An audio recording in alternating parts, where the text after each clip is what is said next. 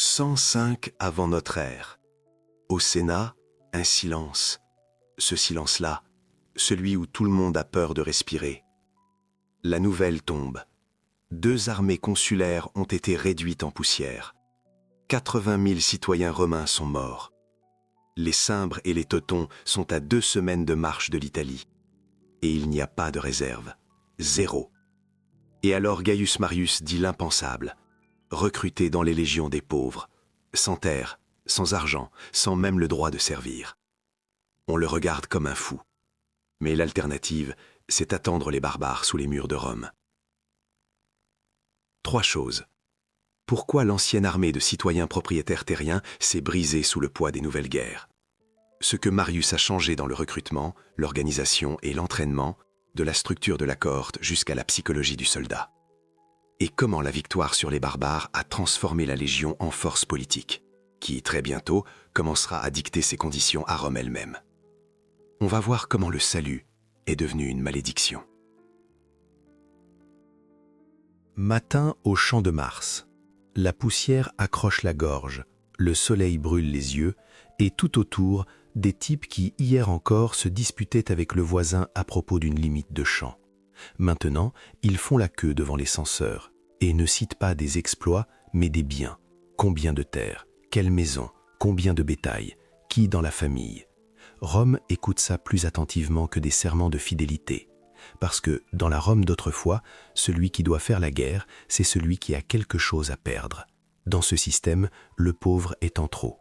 Pas parce que c'est un mauvais homme, mais parce qu'il n'a rien pour prouver sa fiabilité. Tu n'as pas de parcelle, donc tu n'es pas attaché à la cité par des racines. Tu n'es pas enraciné dans Rome, comme un olivier dans la pierre. Le sens tranchait simplement. Tu as des biens, apte, tu n'as pas de biens, reste à l'écart et vote au comice si ça te chante. C'est comme si aujourd'hui on recrutait par défaut dans l'armée uniquement ceux qui ont leur propre appartement et un revenu stable. Soi-disant, on peut plus facilement leur confier des armes. Puis commence la partie la plus romaine. L'économie élevée au rang de principe. L'État ne distribue pas à tout le monde des épées sorties du trésor. Tu viens avec ton propre fer. Plus tu es riche, meilleure est ta cuirasse. Plus tu es pauvre, plus tu fais avec ce que tu peux, pourvu de ne pas déshonorer le rang. Et souvent, la nourriture, c'est aussi ton problème. Grains, marmites, lanières, petites choses dont dépend le fait de survivre ou non à la campagne. Cela marchait tant que les guerres étaient proches et courtes, quand on pouvait repousser un raid et la saison suivante revenir à la charrue. La Légion, à l'époque, ne ressemblait pas à un seul point, mais à un ressort compliqué. 3 lignes, les Hastati devant, puis les Princeps, et enfin les Triarii, ces rudes derniers arguments. Entre eux, des manipules, de petits blocs qu'on peut déplacer, tourner, combler les brèches. Dans de bonnes mains, cela donnait de la souplesse, presque comme dans une bonne bagarre de rue. Un pas de côté, une frappe en groupe, une retraite sans panique. Mais le secret, c'est que ce genre de guerre ne fonctionne que dans une armée d'hommes qui ont déjà tenu la ligne plus d'une fois et comprennent les signaux à demi-regard. Et puis Rome grandit, s'enrichit, traverse les mers, et le système commence à grincer. L'Espagne s'étire sur des années, l'Afrique s'étire sur des années. Montagnes, hivernage, gardes, marches qui arrachent la peau des pieds. Le petit propriétaire ne peut pas disparaître pour une campagne et laisser son champ à la merci de la pluie, des dettes et d'un voisin rapace. Il revient et sa clôture a été démontée, sa récolte vendue pour payer les dettes, sa parcelle déjà provisoirement passée à quelques riches. La fissure la plus effrayante est simple. Le lien « je défends le mien » se rompt. De plus en plus, le soldat part à la guerre pour survivre, pas pour sauver sa ferme. Parce que la ferme, il n'y en a presque plus. Rome, par habitude, veut appuyer sur l'ancien bouton de mobilisation, mais il se bloque. Moins de gens passent le sens, moins de volontaires, et les guerres, plus longues, plus loin. Et sur ce terrain mûrit quelque chose que la ville n'aime pas dire tout haut. Rome perd ses soldats avant même les batailles, à la maison, dans ses propres champs. Imagine, tu rentres chez toi après 6 ans en Espagne. Une cicatrice sur l'épaule réagit au temps, tes sandales sont usées, mais tu avances avec une pensée. Je vais revoir ma parcelle, embrasser ma femme, vérifier les oliviers. Tu arrives à la limite et tu vois que ta borne n'est plus là. Et sur ton champ travaillent des gens qui parlent une langue étrange, enchaînés. Ce sont des esclaves du voisin riche. Pendant que tu versais ton sang pour la grandeur de Rome, lui a racheté tes dettes, déplacé la clôture et transformé ta ferme en morceaux de son immense exploitation, une latifondia. Et tu ne peux rien faire. Les tribunaux sont achetés, le voisin a des relations au Sénat, et toi tu n'as qu'une vieille épée et ta colère. C'était l'ironie monstrueuse des victoires romaines. Les légions ramenaient des milliers d'esclaves, une main-d'œuvre gratuite. Les riches achetaient ces esclaves et remplaçaient par eux les ouvriers libres.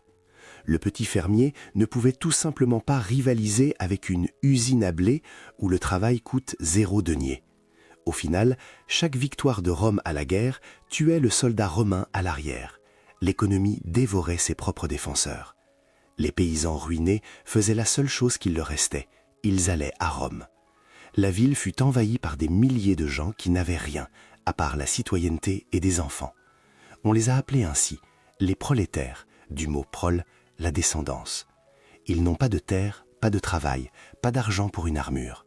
Ils vivent dans des insulas surpeuplées qui sentent le chou et les immondices, et chaque matin ils attendent les aumônes des patrons.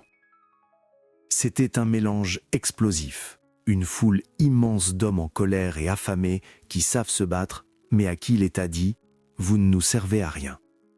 La situation ressemblait à l'absurde d'un chantier où le contremaître refuse d'embaucher des ouvriers uniquement parce qu'ils n'ont pas leur propre excavateur personnel. Il y a des mains, il y a l'envie, mais il n'y a pas le ticket d'entrée sous forme de bien. Le Sénat voyait cela, mais il paniquait à l'idée de changer quoi que ce soit.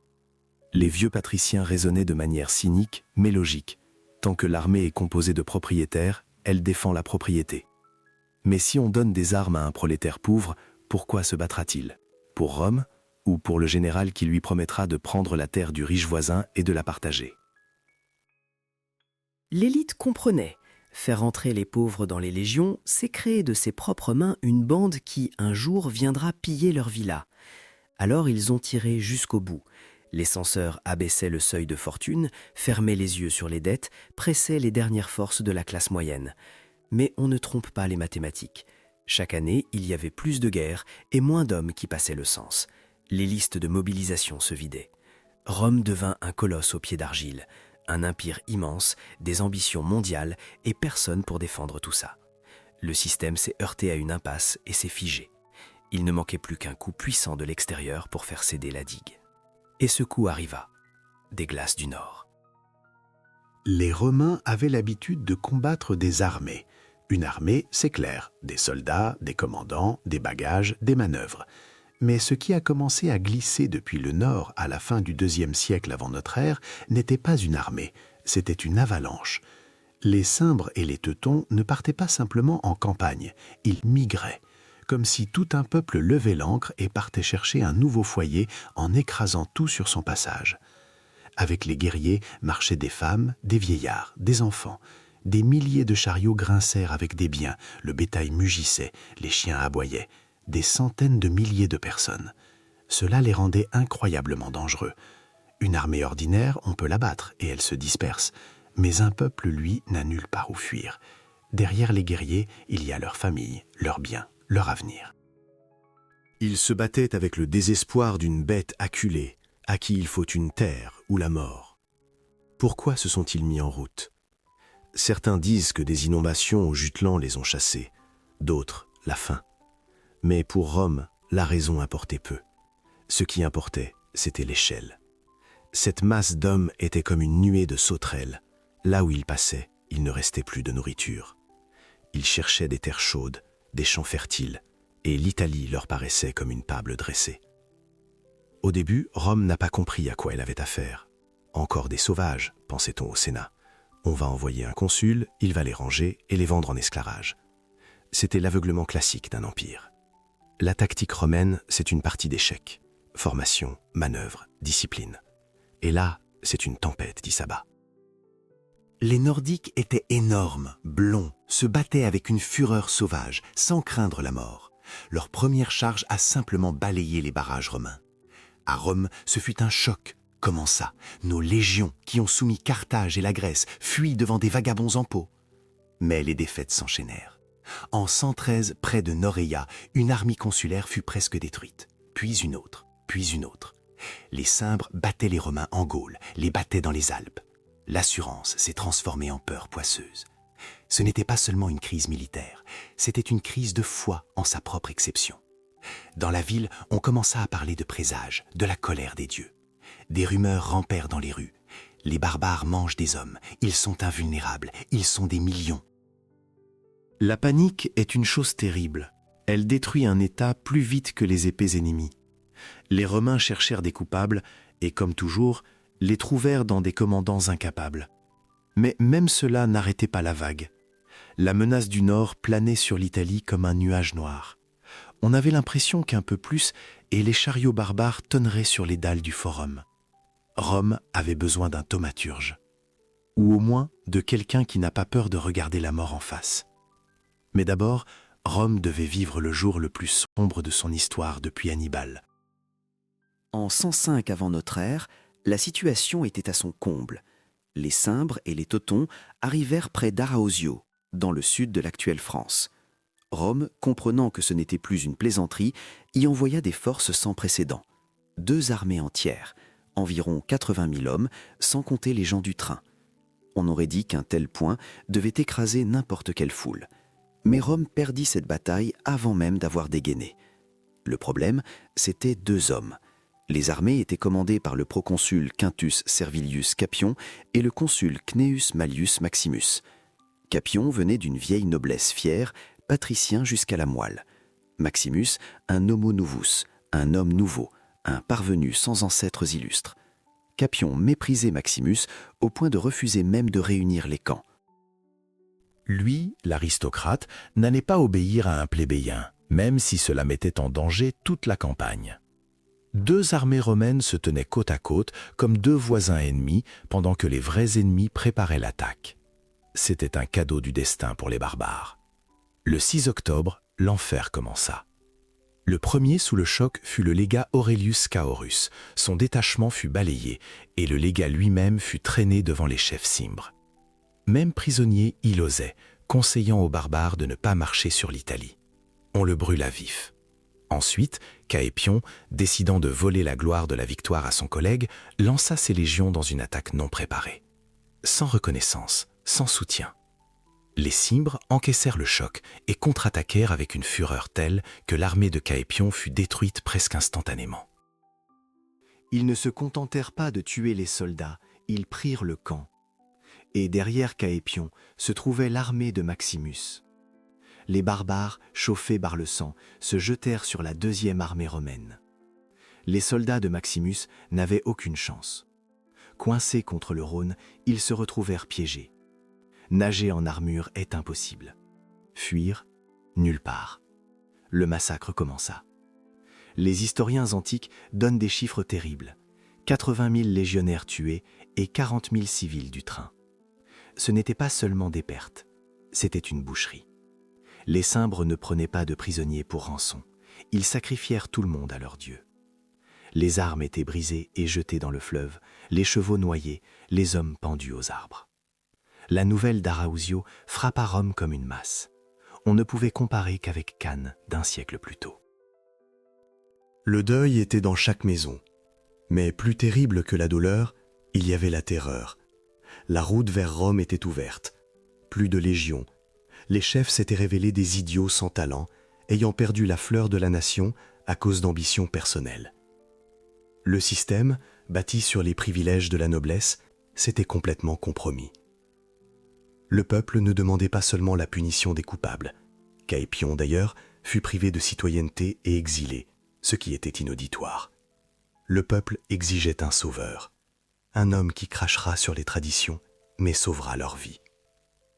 À cet instant, à Rome, le temps des jeux aristocratiques s'acheva. Le temps de la survie commença. Et tous les regards se tournèrent vers l'homme qui, tout récemment, avait vaincu en Afrique, vers le rude, l'abrupt, mais efficace Gaius Marius. Gaius Marius était un étranger dans l'élite romaine. Il n'est pas né dans un berceau d'or sur le Palatin, n'a pas appris la philosophie grecque dès le berceau et n'avait pas d'ancêtre consul dont les masques décoreraient l'atrium. Il venait d'Arpinum, un provincial, fils d'un simple chevalier. Au Sénat, on regardait les gens comme lui comme des campagnards entrés par hasard dans un dîner mondain. Homo novus, homme nouveau. Dans un monde où le nom de famille décidait de tout, c'était une marque offerte. Mais Marius avait ce que les aristocrates raffinés n'avaient pas, un instinct de bête et de l'expérience. Il a gravi les échelons depuis tout en bas, connaissant l'armée de l'intérieur, de l'odeur de la bouillie du soldat à la boue des tranchées. Son heure de gloire sonna en Afrique, pendant la guerre de Jugurtha. Cette guerre était une honte pour Rome. Le roi numide Jugurtha promenait les légions pendant des années, en achetant simplement les généraux romains. Rome, une ville à vendre, se moquait-il. Marius arriva et fit ce qu'il savait faire mieux que quiconque. Il serra la vis. Il montra qu'il savait non seulement combattre, mais aussi faire travailler les soldats. Pas de relâche, pas d'indulgence. Il termina la guerre, ramena Jugurtha enchaîné et prouva, là où les aristocrates prennent des pots de vin, le campagnard obtient des résultats. Et maintenant, après Arausio, quand la peur paralysait la ville, le peuple choisit précisément lui, contre les lois. Selon les règles, 10 ans doivent séparer 2 consulats. Or, Marius fut élu consul une 2e fois d'affilée, presque immédiatement après le premier. Le Sénat grinça des dents, mais se tut. Les aristocrates comprenaient. Si les barbares arrivent, leurs généalogies ne les sauveront pas de la hache. Il leur fallait un chien de garde qui arrachera la gorge à l'ennemi. Et ils ont lâché la laisse de Marius. Marius reçut carte blanche. On lui donna des pouvoirs dont d'autres ne pouvaient que rêver. Mais l'essentiel n'était même pas dans les lois, c'était dans l'atmosphère. Les Romains étaient prêts à tout lui pardonner. Grossièreté, violation des traditions, mépris de l'étiquette, pourvu qu'il écarte la menace. Pourtant, l'ancienne élite ne craignait pas sans raison. Il sentait, viscéralement, cet homme est dangereux, non seulement pour les Cimbres. Marius ne voulait pas seulement gagner. Il voyait que l'ancien système était mort, et il allait en construire un nouveau. L'armée qu'il créera sera fidèle non au Sénat et au peuple de Rome, mais à celui qui la nourrit. Les aristocrates chuchotaient dans les couloirs. « Donne une épée à un pauvre, il cessera d'être pauvre, il deviendra brigand. » Ils craignaient qu'une armée de pauvres ne retourne un jour ses armes contre ses maîtres, et en anticipant, ils avaient terriblement raison. Mais alors, en 104 avant notre ère, la peur des géants blonds venus du nord était plus forte que la peur de l'avenir. Marius prit le pouvoir et commença une opération chirurgicale sur le corps de l'armée romaine. Marius fit un pas qui changea tout. Il ouvrit les portes des bureaux de recrutement aux capitae censi, ceux qu'on comptait par tête. C'étaient des citoyens du rang le plus bas, sans un lepin de terre, sans économie. Pendant des siècles, Rome leur disait « Vous ne servez à rien, vous êtes un poids mort ». Marius leur dit « Vous êtes des légionnaires ». Imaginez la foule devant des portes où, auparavant, ne se tenaient que des propriétaires solides. Maintenant, une queue de gens qui, hier, dormaient sous un pont et se battaient pour un morceau de pain. Ils ne venaient pas par patriotisme, on ne se nourrit pas de patriotisme. Ils venaient parce que l'armée est devenue pour eux un ascenseur social. Pour la première fois de leur vie, ils avaient une chance d'autre chose qu'une vieillesse misérable. Mais surgit un problème technique. Avant, le soldat venait avec le sien, un casque de grand-père, une épée achetée avec la récolte. Et ces gars-là n'avaient même pas de sandales correctes. Et Marius prend une 2e décision révolutionnaire. L'État prend tout en charge. Les arsenaux s'ouvrirent. Les légionnaires commencèrent à recevoir des armes fournies par le trésor. Cela paraît un détail, mais réfléchissez. Auparavant, l'armée était une foule bigarrée, où chacun est équipé comme il peut. Désormais, la Légion commença à devenir une machine uniforme, standardisée. Tu reçois un casque, tu reçois un bouclier, tu reçois une épée, et tu signes pour ça. L'État, ou plutôt le commandant, devient ton père, ta mère et ton nourricier. Le service cessa d'être un devoir temporaire. Avant, tu faisais la guerre l'été, puis retour à la maison pour la moisson. Maintenant, tu signes un engagement. Tu es un professionnel. Tu ne penses plus à tes oliviers, parce que tu n'as pas d'olivier. Ta maison, c'est la tente. Ta famille, c'est le contubernium, les compagnons de tente. Ton travail, c'est tuer. Marius créa une classe d'hommes pour qui la guerre devint le seul moyen d'exister. Ils s'entraînaient non pas une fois par an, lors des levées, mais chaque jour. Cela donna un saut colossal de qualité. Un professionnel battra toujours un amateur, même si l'amateur est très courageux. Mais il y eut un prix. Marius a peut-être sauvé Rome des barbares, mais il a placé sous les fondations de la République de la dynamite. Le soldat prolétaire regardait son général comme un dieu. Le général lui donnait à manger, à s'habiller, sa part de butin et la promesse « Tu serviras, tu recevras de la terre ». Et le soldat regardait le Sénat comme une assemblée de bavards en toge, qui n'ont jamais tenu dans leurs mains rien de plus lourd qu'une coupe de vin. Le lien citoyen-État se rompit. Un nouveau lien naquit, soldat-commandant.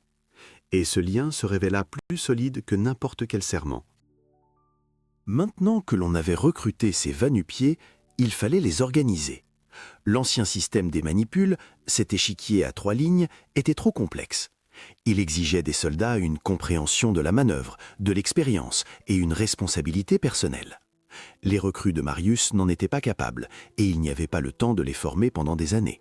Marius prit une hache et coupa tout le superflu. Ainsi naquit la cohorte. Le principe est simple.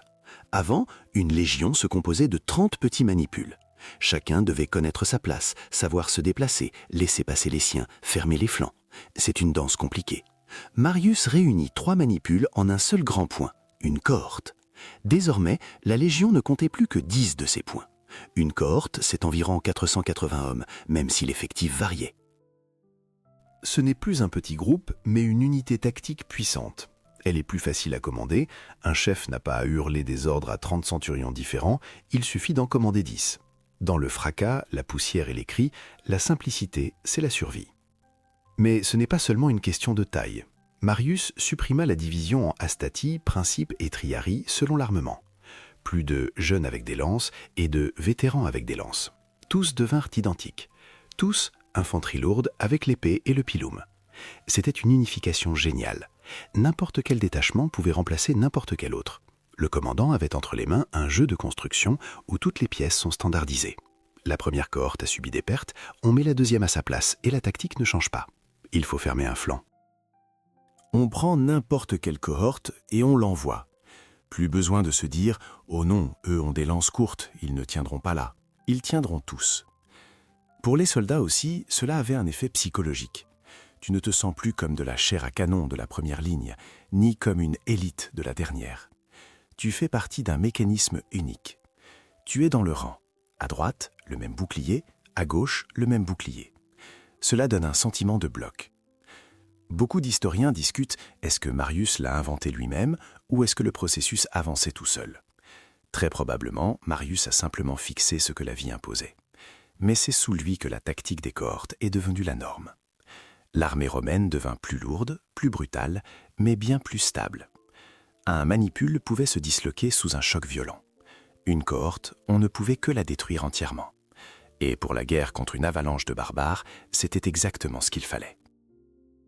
Une armée de pauvres ne tient pas avec des épées. Une épée, on peut la jeter quand on a peur. Une armée tient avec ce qu'on ne peut pas jeter. L'honneur, la fierté, la honte devant les siens. Et Marius le comprenait parfaitement. Il fallait un symbole pour lequel le soldat mourra, même quand la logique crie « fuis ». Avant, dans les légions, il y avait 5 enseignes pour différentes unités. L'aigle, le loup, le minotaure, le cheval et le sanglier. Comme un zoo. Marius fit simple. Il ne garda qu'un seul aigle, l'Aquila. Un aigle d'argent, puis d'or, aux ailes déployées sur une longue hampe. Un seul symbole pour toute la légion. Et cela marcha comme par magie. L'aigle devant le cœur de la légion. Pas au sens figuré, littéralement. Tant que l'aigle est intact, la légion vit. Si l'aigle est perdu, la légion n'existe plus, même si la moitié des soldats respirent encore. Rome faisait ainsi. Si une légion perdait son aigle, on la dissolvait pour toujours. Le numéro était rayé des listes comme on raye le nom d'un traître. L'aigle était protégé par des hommes spécialement choisis, les aquilifères, un vieux soldat éprouvé dont personne ne contestait le courage. Il ne combattait pas dans les tout premiers rangs, mais sa tâche était pire. Il se tenait au centre de la cohorte, tenait la hampe et n'avait pas le droit de reculer. Même si tous fuient, lui reste. Cela faisait de l'aquilifère une ancre. Les soldats voyaient l'aigle et la ligne tenait. Parce que reculer en passant devant l'aigle, c'est se reconnaître lâche devant tous. Il existe une histoire incroyable à l'époque de Julius César. Pendant le débarquement en Bretagne, les légionnaires avaient peur de sauter des navires. Les Celtes étaient sur la rive, criaient, brandissaient des armes. Et alors l'Aquilifère de la 10e Légion sauta dans l'eau avec l'aigle et cria « Sautez si vous ne voulez pas que l'aigle tombe aux mains des ennemis !» Les légionnaires se ruèrent derrière lui. Ainsi, le symbole a littéralement traîné les hommes dans la bataille. Marius créa un culte de l'aigle. La Légion cessa de se sentir comme une foule et devint une confrérie avec sa relique. Rituels, serments, parades devant l'aigle, tout cela transformait une bande de pauvres en un seul organisme. Mais il y irait aussi l'envers. L'aigle liait les hommes, mais il ne les liait pas au Sénat ni à Rome, il les liait à la Légion. Or la Légion était au commandant. Peu à peu, une substitution naissait. Le soldat aimait son aigle plus que la République, et l'aigle obéissait à Marius. Plus tard viendront Sulla, Pompée, Julius César, et chacun aura ses aigles qui marcheront les uns contre les autres. Pour l'instant, cela fonctionnait. Marius transforma l'armée en forteresse psychologique. Mais dans cette forteresse, il n'y avait déjà plus de place pour ceux qui restaient dehors, les patriciens en toge qui croyaient que l'armée les servait encore. Marius rassembla des pauvres des rues. Il leur donna des épées. Mais une épée dans la main d'un ivrogne, c'est toujours un ivrogne avec une épée. Il fallait un dressage, et Marius l'imposa. Chaque soir, où que l'armée romaine s'arrête, elle construisait un camp. Pas simplement poser des tentes au hasard, construire une forteresse, avec un remblai, un fossé, une palissade. Chaque légion connaissait sa zone, chaque cohorte son secteur. On travaillait à la pelle, à la pioche, à la hache. Après une marche de 30 km avec tout le paquetage, les légionnaires creusaient jusqu'à la nuit. Les aristocrates à Rome y voyaient une humiliation. Un citoyen libre ne doit pas creuser comme un esclave. Marius se moquait de leur avis. Il connaissait une vérité simple. Une armée qui sait élever une fortification en 2 heures ne se retrouvera jamais sans protection. L'ennemi peut surgir la nuit, tendre une embuscade. Les Romains sont déjà derrière leurs murs et dorment tranquillement. Le camp, c'est une forteresse mobile, et cela calme psychologiquement le soldat. Même en terre étrangère, chaque soir, tu rentres chez toi. Mais le principal, c'était la discipline. Creuser, habitué à l'ordre, à l'automatisme. Le légionnaire apprenait à faire ce qu'on lui ordonne, sans réfléchir. Au combat, il n'y a pas le temps de penser. Il faut un réflexe. Le centurion a dit de tenir la ligne, je tiens, même si les camarades tombent autour. La marche était un autre genre de torture. 30 km par jour, c'était la norme. En équipement complet, sous un soleil brûlant ou dans la boue. Ce n'était pas des promenades, c'était un bris du corps. L'organisme s'habituait à la charge. Au bout d'1 mois de cette école, le soldat pouvait marcher et marcher, quand l'ennemi, lui, avait déjà les jambes en morceaux. L'endurance physique donnait un avantage stratégique. Rome pouvait apparaître là où on ne l'attendait pas, rattraper un ennemi en retraite, échapper à une poursuite. Une armée qui se déplace plus vite dicte les conditions de la bataille. La discipline ne reposait pas seulement sur la dureté, mais aussi sur la justice. Marius n'était pas un tyran. Il punissait, mais selon des règles. Si un soldat la méritait, on le fouettait. S'il désertait, on l'exécutait devant tous. Mais s'il était brave, on le récompensait. Argent, honneur, promotion. Le légionnaire comprenait. Ici, il y a un ordre. Tu enfreins, tu prends. Tu te distingues, on te voit. Cette prévisibilité rassurait. Et voilà un défi pour vous. J'ai trouvé des normes romaines réelles. Un légionnaire devait parcourir 29 km en 5 heures, avec une charge d'environ 40 kg. Cela s'appelait liter iustum, la marche ordinaire. Si c'était urgent, liter magnum, accéléré, les mêmes 29 km en 4 heures. Et si c'était vraiment critique, liter maximum, jusqu'à 40 km, presque en courant. Si cette vidéo atteint 500 commentaires, je mettrai une reconstitution de l'équipement de légionnaire, je prendrai 40 kg de charge et j'essaierai de passer la norme devant la caméra. Écrivez le mot « Légion » si vous voulez voir comment je meurs de déshydratation pour votre divertissement. Marius transforma l'armée en machine. Mais une machine a besoin de carburant. Et le carburant, ce n'était pas seulement la nourriture et l'eau. Le carburant, c'était la victoire. Marius comprenait parfaitement. Jouer avec les Nordiques à la bataille honnête, c'était du suicide. Les Cimbres et les Teutons étaient physiquement plus grands. Des hommes massifs qui, depuis l'enfance, ne faisaient que chasser et se battre. Dans un choc frontal, mur contre mur, leur masse écraserait la formation romaine. En plus, Marius avait entre les mains des recrues, des vagabonds d'hier qui n'avaient jamais senti le vrai sang. Les jeter maintenant sur les barbares, c'était comme jeter des chiots sous un rouleau compresseur. Alors, Marius fait quelque chose qui fit sortir les yeux de leurs orbites à ses officiers. Il refuse de combattre. L'armée romaine se verrouille dans un camp fortifié. Et autour, les Teutons commencent à tourner. Des centaines de milliers de personnes. Ils s'approchent jusqu'au remblai, montrent leurs fesses nues aux Romains, leur jettent de la pourriture et hurlent au point de glacer le sang. « Hé, les femmes, on va à Rome. Vous voulez qu'on transmette quelque chose à vos épouses? On s'occupera d'elles. » Dans le camp, c'était terrible. Les légionnaires agrippaient leurs épées et suppliaient « Laisse-nous sortir, laisse-nous les déchirer !» Mais Marius était un mur de glace. Il marchait le long du remblai et disait calmement « Regardez, regardez seulement. » C'était un dressage impitoyable, mais génial. Les premiers jours, les Romains voyaient des monstres, des démons venus les dévorer. Mais une semaine passa, puis une autre. La peur brûla. À sa place venait une haine froide, mauvaise. Les soldats voyaient que les démons dorment aussi, mangent, trébuchent, boivent. La magie disparaissait. Il ne restait qu'un désir furieux de sortir des portes et de faire taire ses bouches. Marius attendait précisément ce déclic, que l'armée cesse d'avoir peur et commence à haïr. Puis la stratégie de l'estomac fonctionna. L'immense horde barbare mangea tout autour. Il leur fallait avancer, sinon mourir de faim. Et ils commirent l'erreur fatale. Ils se séparèrent. Les Teutons prirent une route, les Cimbres une autre, pour ne pas se marcher dessus. Marius, voyant cela depuis le remblai, a dû sourire. C'était sa chance. On ne peut pas frapper une avalanche entière, mais si l'avalanche s'est fendue, on peut l'écraser morceau par morceau. Il sortit du camp et se mit à suivre les Teutons. Mais même là, il ne se précipita pas pour jouer au héros. Son plan était cynique et simple, pousser l'ennemi dans un piège géographique. Il cherchait un endroit où la discipline romaine vaincrait la fureur barbare. Il lui fallait la chaleur, il lui fallait la hauteur, il lui fallait la soif de l'ennemi. Marius ne voulait pas leur offrir une belle bataille, il leur préparait une boucherie. À Rome, pendant ce temps, personne ne dormait. Tout le monde comprenait. Si Marius se trompe, s'il a eu peur ou calculé de travers, tout est fini. La prochaine étape des barbares, c'est le forum. Mais Marius avait déjà choisi l'endroit de l'exécution, la vallée près d'Aqua Sextiae.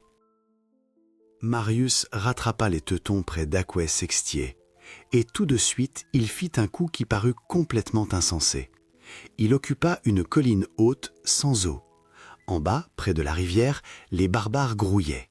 Les soldats romains hurlèrent « Tu veux qu'on meure de soif en regardant l'ennemi ?» Marius pointa le doigt vers le bas, vers la rivière où des milliers de Teutons abreuvaient les chevaux et se lavaient. L'eau est là, mais il faudra la payer au fer. C'était une provocation de très haut niveau. La soif est le meilleur motivateur. Les Romains ne voulaient plus seulement tuer, ils devaient à tout prix percer jusqu'à l'eau. D'abord, il y eut une échauffourée au point d'eau. Les esclaves et l'infanterie légère s'accrochèrent aux ambrons, alliés des Teutons. Les Romains les renversèrent et les poussèrent dans la rivière. L'eau devint rouge. Mais ce n'était que le prélude. Les forces principales des Teutons arrivèrent le lendemain.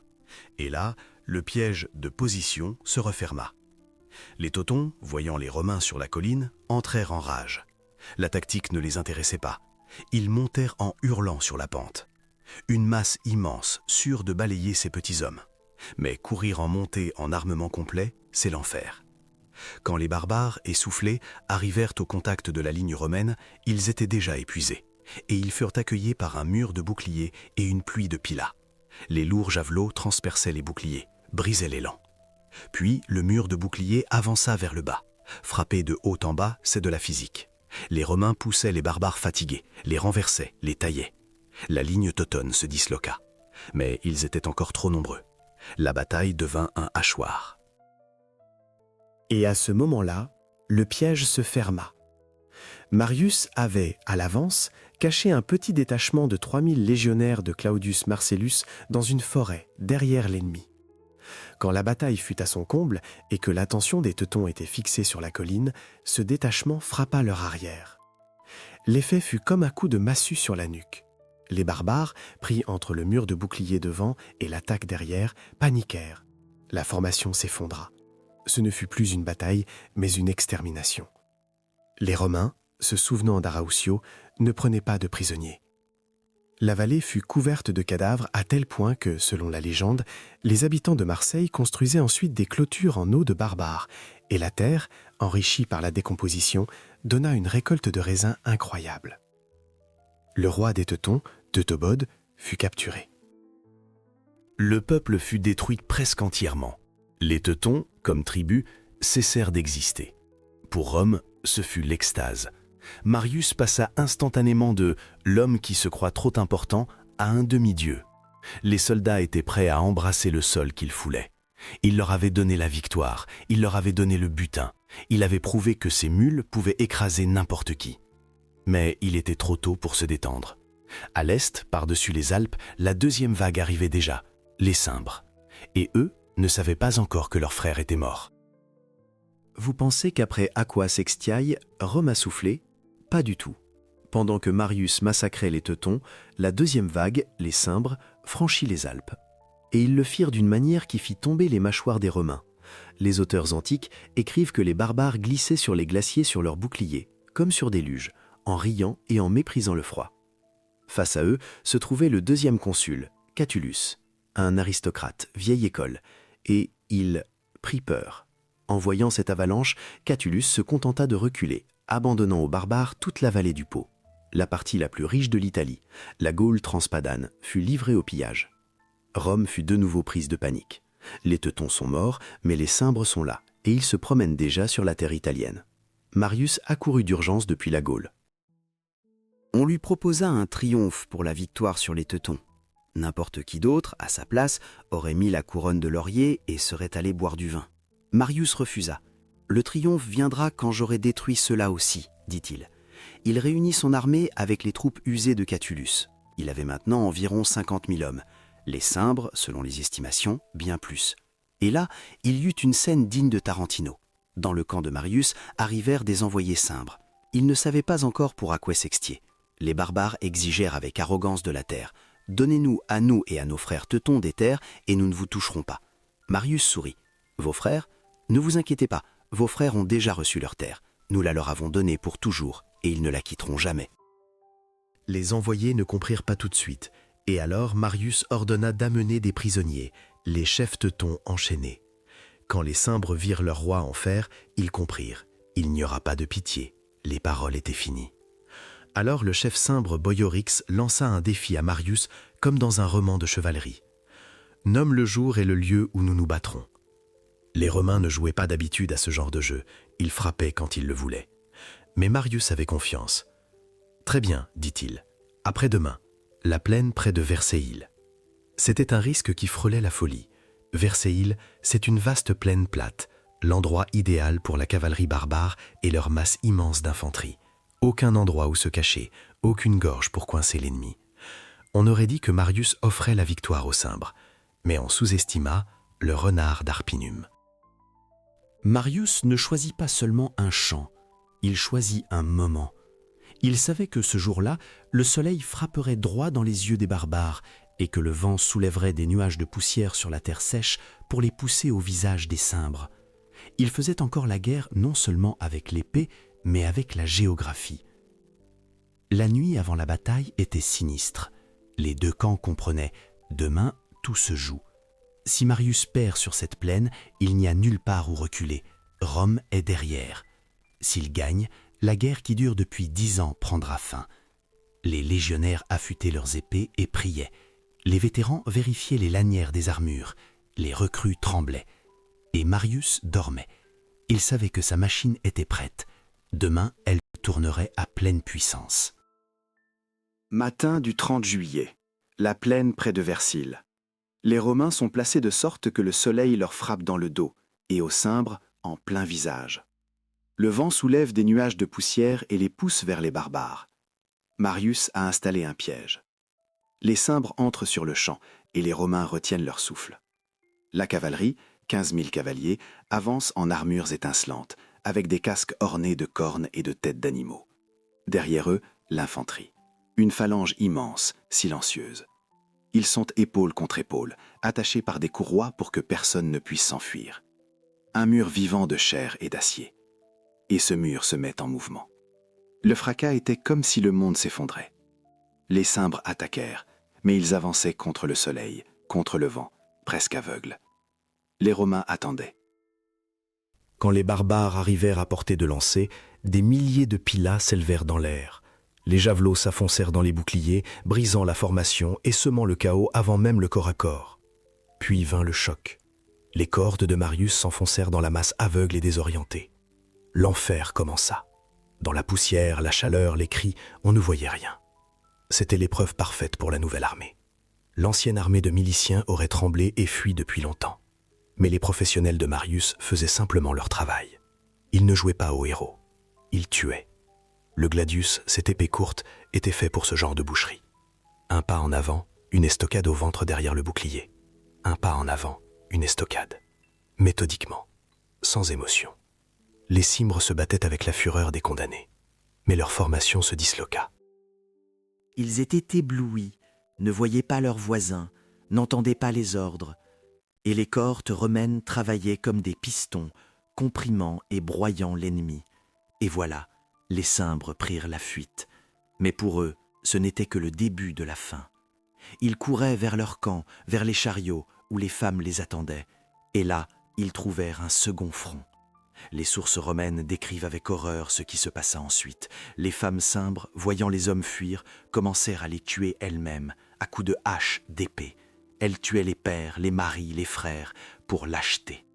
Puis, quand les Romains approchèrent, une partie des gens se suicida, plutôt que d'être capturés et réduits en esclavage. Ils préférèrent la mort à l'esclavage. La défaite fut totale. Les Cimbres, comme peuple, cessèrent d'exister. Et sur ce champ, au milieu de dizaines de milliers de cadavres, une nouvelle force naquit. Les soldats de Marius, couverts de sang et de poussière, regardaient l'œuvre de leurs mains. Eux, les pauvres d'hier, les mules de Marius, venaient de sauver Rome. Pas les sénateurs en toge, eux. Et dans leur tête naquit une pensée simple mais terrible. Si nous pouvons sauver Rome, alors Rome nous doit. Elle nous doit tout. Et Marius, leur chef, passa de général à Dieu. On chuchotait son nom avec révérence. Il promettait la victoire. Il l'avait donnée. Il devint pour eux un véritable père, bien plus réel qu'une république lointaine et avare. La guerre contre les barbares était gagnée. La guerre pour Rome commençait. 101 avant notre ère. Rome expire. Dans les rues, c'est la fête, le vin coule à flot, on écrit le nom de Marius sur les murs. Mais dans ce triomphe, il y a un sous-texte terrible, caché, que peu de gens voient encore. Les Romains regardent les cohortes qui défilent et pensent voir leur sauveur. En réalité, ils regardent leur futur bourreau. C'est là toute l'ironie cruelle de l'histoire. Pour ne pas brûler dans l'incendie d'une invasion barbare, la République avala volontairement un remède qui se révéla être un poison mortel. Marius n'était pas un méchant rêvant de détruire Rome. C'était un pragmatique. Devant lui se trouvait une tâche insoluble. Comment arrêter une avalanche de barbares si nous n'avons plus de soldats? Il l'a résolue. Brillamment, efficacement, durement. Mais le prix de cette solution, c'est la mort de la République elle-même. Réfléchissez à ce qui s'est passé.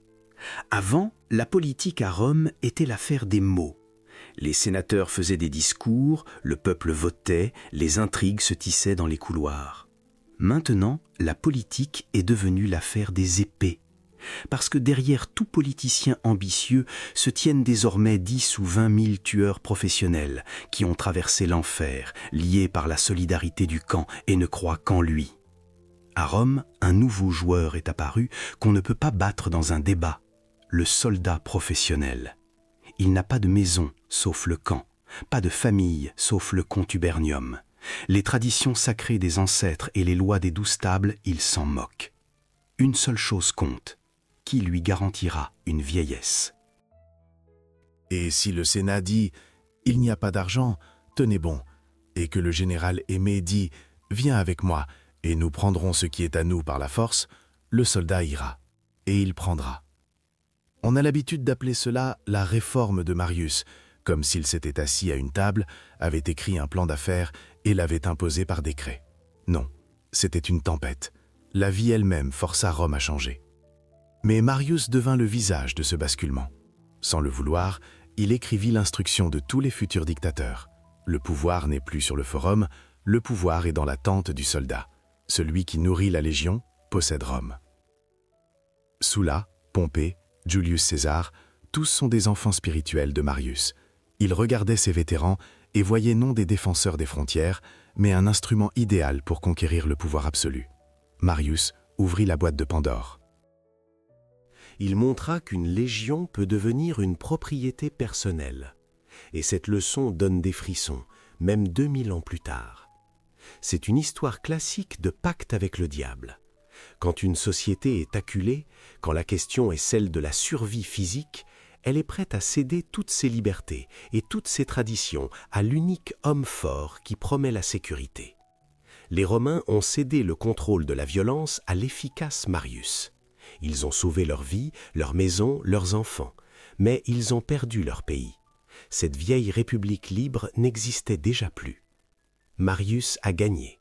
Les barbares sont détruits. Mais la vraie guerre, la guerre des Romains contre les Romains pour l'héritage de Marius, ne fait que commencer. Et elle sera bien plus terrible. Alors, au final, qu'a créé Gaius Marius? Il pensait simplement réparer l'armée pour sauver la patrie. Mais en réalité, il a lancé un convoyeur qui fabriquait des hommes d'un nouveau type, des soldats professionnels, des hommes pour qui la guerre est devenue un métier, une maison et une religion. De pauvres vagabonds affamés et inutiles à tous, il a forgé un poing d'acier capable d'écraser n'importe quel empire. Et Rome a survécu. Les Cimbres et les Teutons sont restés à pourrir dans les champs, et les vignobles de Gaule ont donné une excellente récolte. Mais toute victoire a une facture à payer. Rome a payé sa sécurité avec sa propre liberté. Les légionnaires ont compris une chose simple. Si tu as une épée et un commandant fidèle, tu n'as pas besoin de demander au Sénat. Tu peux exiger. La loyauté a glissé de l'État vers la personne. Marius a montré le chemin. Et très vite, un autre homme empruntera ce chemin. Un homme qui fut officier dans l'armée de Marius, qui apprit de lui, combattit près de lui, mais le haïssait de toute son âme. Un homme qui prendra cette nouvelle machine militaire parfaite et la tournera à 180 degrés. Pas contre les barbares, contre Rome elle-même. Le monstre qui dévorera la République est déjà né. Et son nom, Lucius Cornelius Sulla. Mais c'est une toute autre histoire, pleine de sang, de proscription et de dictature. Abonnez-vous pour ne pas manquer comment Rome commencera à se tuer elle-même. À très vite.